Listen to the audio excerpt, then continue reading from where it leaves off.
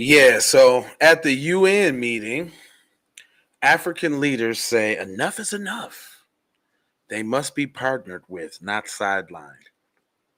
And you can't help but wonder, is this fight for reparations that foundational Black Americans doing over here igniting the fire on everybody around the world who want to follow our lead? We'll be right back on the Keep It P podcast. Hit me. Got PayPal, Cash App, Zelly, Chime. Hope you got yours, cause I got mine. I'm talking Payoneer, Netspend, Venmo, Stash. Too many ways for you to run my cash.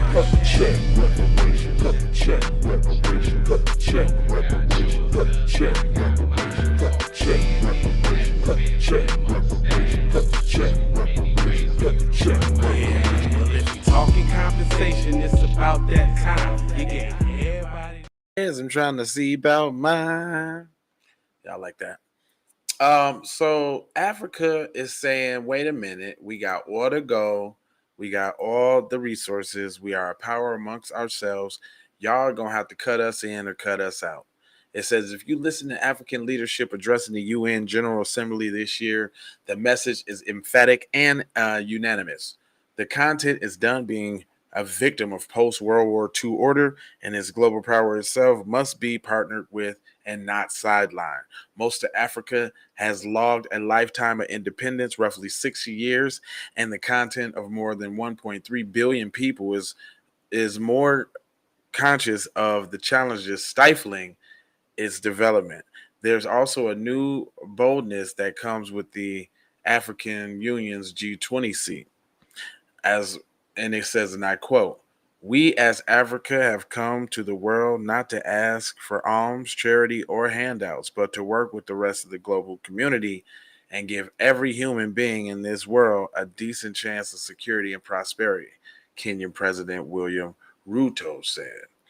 In recent years, the Africa has been clear about its capacity to become a global power for its efforts to tackle climate change at home, such as the existential threat of climate change, impending lives and livelihoods in the region, despite African contributing by far the least to global warming, to helping foster peace everywhere else, like Russia and Ukraine.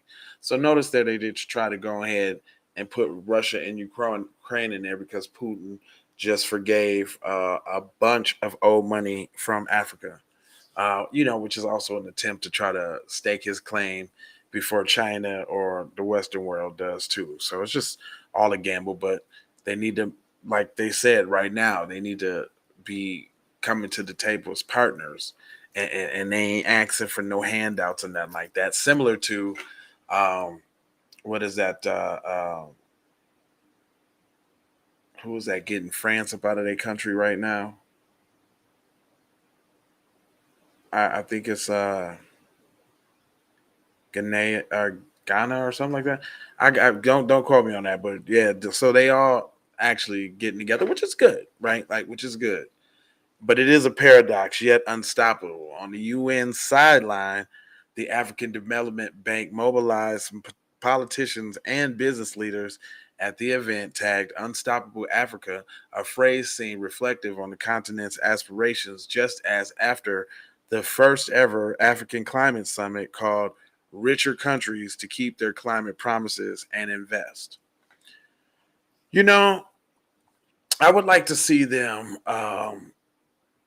push all the people out of their country, all the diamond producers and all of that. But you see, what they'll try to do is, what's a double edged sword? Maybe they'll try to uh, uh, throw what they call tariffs and sanctions, and then try to influence people not to do business with them in an attempt to economically strangle them. So they done got themselves in the pickle, man. This is years worth of colonialism, which is just white supremacy by another name. Um, and we're here in the U.S., and this is something that we had to deal with and pull ourselves up out of the mud without boots to get some boots with half of a strap on it, right? So, because we never left, we had nowhere to flee to. We had to stay here and fight and get it done. But this is what years of colonialism will do to you when, you know, grown like a wild weed. Like it's uncontrollable now. Now it's just festering, and y'all, that's why they coming over here in boatloads. But uh, being filtered through, just like right now they got a half a million people from Argentina. Argentina refugees coming over, but you ain't finna see no half a million Somalians or no half a million Ghanaians or nothing like that. They not letting y'all come through like that. Remember what happened to the people from Haiti that came over? They was on horses whipping them and sending them back in their little boats and all of that. I didn't really want to go too deep into this story, but I just wanted to highlight the fact that yes, you, foundational Black American, you have an influence on the whole world, just because of the fact that we talking about cutting a check for foundational Black Americans, right? Just because we're talking about that, it's getting everybody in the uproar. But I ain't gonna hold you. I'm mold you, fold you, and scold you about being on code. You know, I got 4 words for you now.